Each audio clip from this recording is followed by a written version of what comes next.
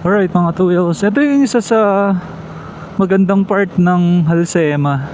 Ito yung part na, hindi ko sure kung anong lugar na to. Pero ang kulit ng mga bundok ko. Tapos may maliit na bahay doon.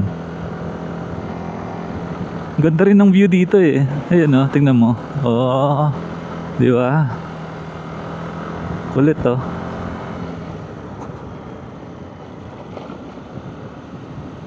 Mga bundok parang hinati eh. Ayun oh. Alam ko dito yung ginagawa dati eh, pero hindi ko sure kung gawa na nga. Wait.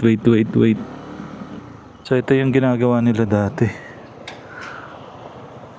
So pababa. So dito na yung bukas ng pataas. Ayan oh. Dati sa baba lang yan dati. Pero ngayon dito na ginawa. Natin yun oh, binuksan na nila yan oh, nasasalubong lang siya dito.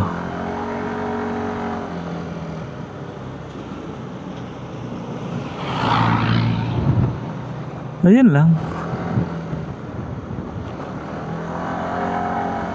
Basa yung daan.